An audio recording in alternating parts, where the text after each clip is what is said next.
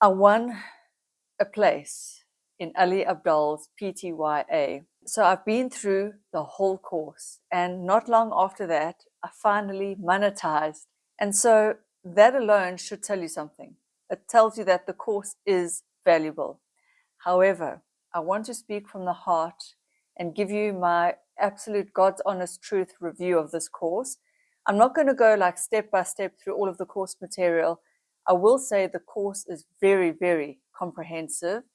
It includes a lot of extra things like the camera confidence course. There's also the very basic YouTuber course for those who have never, ever, ever done YouTube at all. It's like camera, lighting, setup, all the basics, which is useful, especially if you are a beginner. The course is aimed more at like mid-level YouTubers. So it's perfect for those who have been doing YouTube for a while and, like me, hadn't monetized, didn't know where they were going with their channel, lacking direction, maybe lacking coherence, lacking a whole lot of stuff. So the course does provide so much information. It really does. However, here's the but.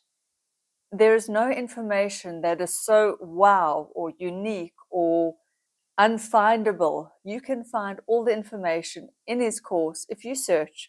It's all there on YouTube. Someone has made a video on all of those topics. But the nice thing with the PTYA is that, so it stands for Part-Time YouTubers Academy, PTYA.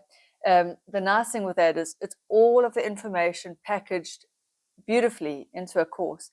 And what's nice is that Ali Abdaal speaks, I mean, he's a pro. He just talks like as if he's talking to a friend when he's delivering his course material and presenting. The nice thing is that now it's not live. I believe that in the beginning they used to do these live cohorts where, to me, I actually prefer it not live. I can log in when I want. I can do the course whenever I want. I don't have to join these live training sessions. And I'm not somebody, I mean, I'm a mother with a child, and I cook and I shop and I clean and I do all sorts of things. I'm not somebody who wants to set aside specific time.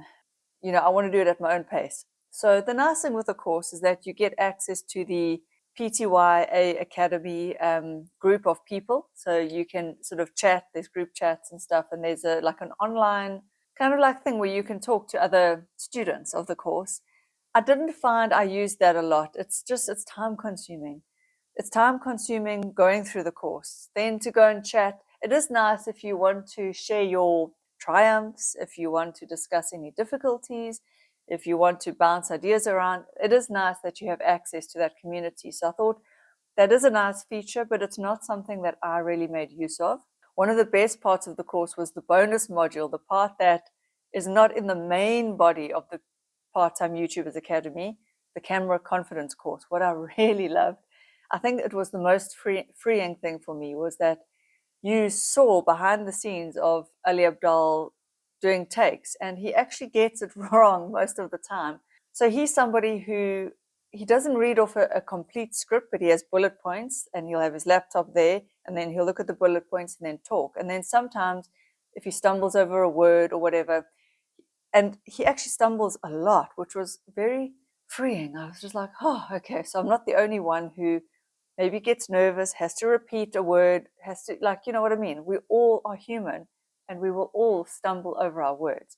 And so you hear him, and then he'll do like a finger clap and a snap or something, so that his editor sees that sort of spike in the audio and knows where to cut things out. But watching him record or do a take, he was doing that like so many times. It actually almost seemed like he had a, what is that where people, Tourette's, which, not to be mean, I'm just saying it's freeing to see that somebody who looks like such a pro, and he has now, I think, over 5, maybe even 7 million subscribers on his channel, to just see how it doesn't all just flow. It doesn't all just come out in one take. It actually gave me a feeling of, phew, okay, I'm all right, because my process with recording is very different. I hardly script, I hardly make bullet points. I just sit down and I try and tap into what is the thing, the message from my heart that I want to deliver. And then I try my best to calm myself down and just deliver that message from the heart. I have tried. So if you watch my channel, you'll see I've tried a lot of what Ali has suggested, like bullet points, scripting the whole thing, memorizing it, practicing it. In the end, that process doesn't work for me. I need to just sit down and speak from the heart. That's what I'm good at. That's why this review is not like a point by point review. It's me sitting down in my home, telling you honestly what I think of the course. And so, is this course worth it? I know that is the main question you are asking and you want to know the answer to. Should you spend your money on this course? And the answer is it depends. Number one, it depends, I think, on what country you are living in, because your money will have different buying power. Here in South Africa, that course at the time that I won the scholarship was $995. So let's call it $1,000, okay? $1,000, when you do the dollar rand exchange rate, would be almost close to 20,000 rand. That was a month's salary for me. So for me, I would never have spent a whole month's salary on this course. There's just no way in hell. So I'm so glad I won a place on that course, because yeah, living in South Africa with the exchange rate, I would never have afforded it. And even now to this day, thinking back and thinking, well, if I were mega wealthy, maybe, because it's just so easy to have all the information in one place. However, with you've heard of something called like the Big Mac, is it the Big Mac, well, what's it called, exchange rate or whatever, where the cost of a Big Mac in America is compared to the cost of like a Big Mac here in South Africa. So when I did my research and I looked at the like Big Mac, the true value of the rand and the dollar and its buying power, the true value is that $1 should equal about 10 rands. And yet in reality, if you Google the dollar rand exchange rate, $1 is about 19 rands. So in theory, the course for South Africans should cost about 10,000 rand. But with the exchange rate that we would have to pay if we were going to buy this course here in South Africa, and I mean, this would apply to other countries whose exchange rate is poor in comparison to the dollar. If I had to buy it and exchange, I would be paying like 20,000 rand. So in reality, the course should be priced in my country at around 10,000 rand, but it's not, it's double. Having said that, would I pay 10,000 rand for this course? And the answer still, I'm afraid, and I hate saying this because I really like Ali Abdaal. He is so easy to listen to, down to earth, open, honest, upfront. He doesn't bullshit.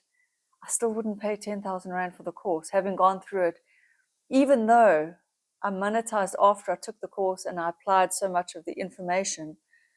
I would say that it's still too high of a price. But then again, I am a small single YouTuber and I don't want to grow it into a business where I'm employing people, whereas he is and he does. And so his advice in that course wasn't quite right for me and what I want out of my experience on YouTube. You see, I want to do YouTube exactly like this, from the heart. I want to edit my videos, although I hate editing. Because he strongly advises outsourcing your editing. Whereas for me, to do that, I would have to, again, spend thousands. And I've only made 3,000 Rand. And to pay an editor, I'd probably have to pay them that amount or more to edit one video. It just doesn't make financial sense for me to do that. So a lot of his advice is not actually correct for someone like me.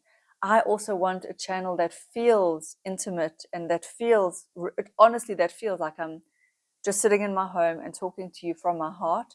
His channel feels far more polished, far more professional, and that's wonderful. His advice would suit, really, and his course would suit somebody who is on YouTube and really wants to turn it into a proper big business.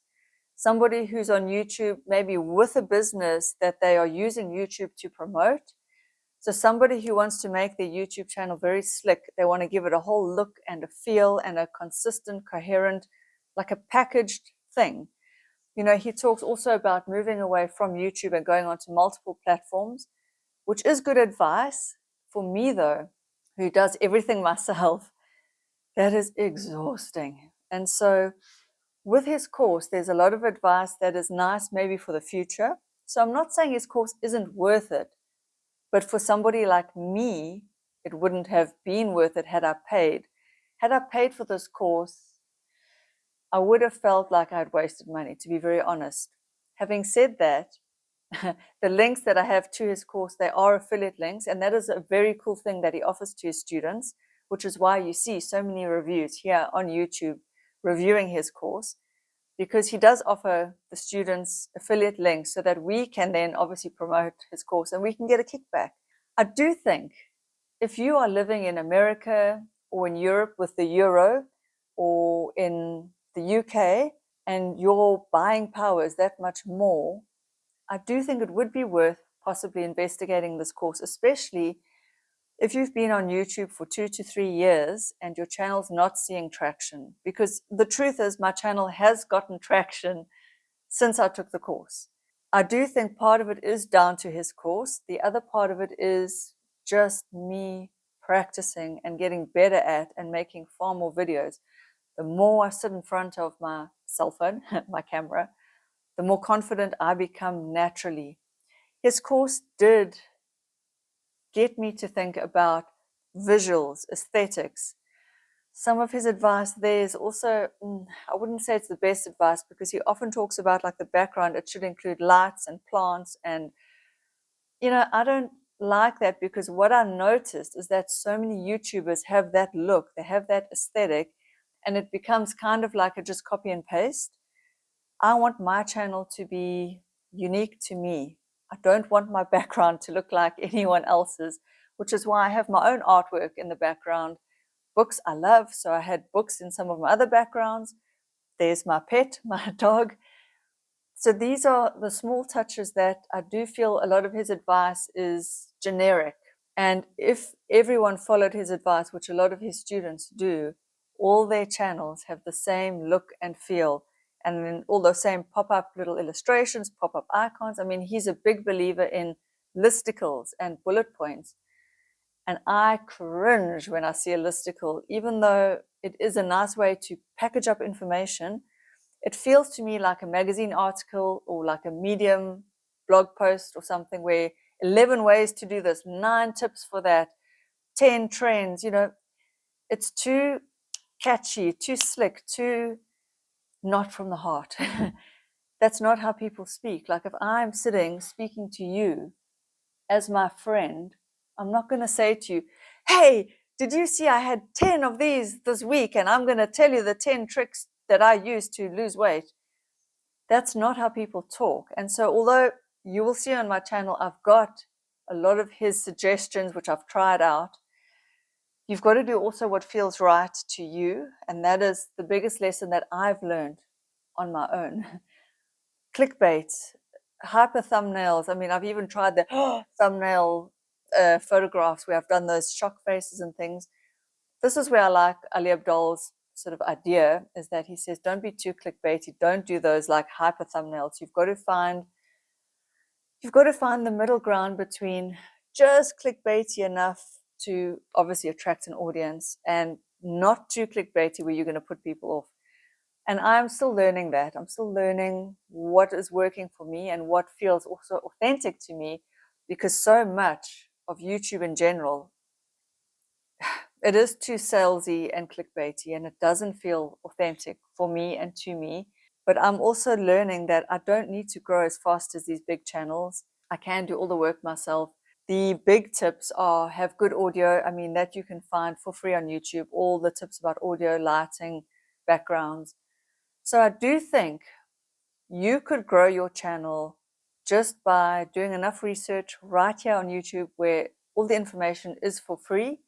You would spend a little bit more time gathering all this information. And so if you want an all-in-one inclusive YouTube, like how to YouTube package, and you are living in America, somewhere in Europe with the euro, or the UK, or wherever has a strong currency, and it's not that expensive for you personally, then yes, by all means, go ahead. The course will help your channel grow, for sure. It did mine. But you can find all that information out there if you just search a little bit, just search different sort of topics, and you will get very good information for free right here on YouTube. Having said all that, The course is aimed more for mid-level YouTubers who are really aiming to make it into a business. And if you do want like to have a smaller, authentic channel, you could probably find your way on your own. I do have affiliate links, as I mentioned, so I hope you do use those if you want to go and check out that course and have a look at his PTYA. It's very worthwhile. And I mean, look, the proof is in his pudding. His channel has grown. I'm just not somebody who wants to manage staff, certainly not at this stage in my life. I have a family, I've got things on the go. I want my channel to just reflect me. So that's why I haven't implemented every suggestion of his, but I certainly did gain a lot. That is undeniable.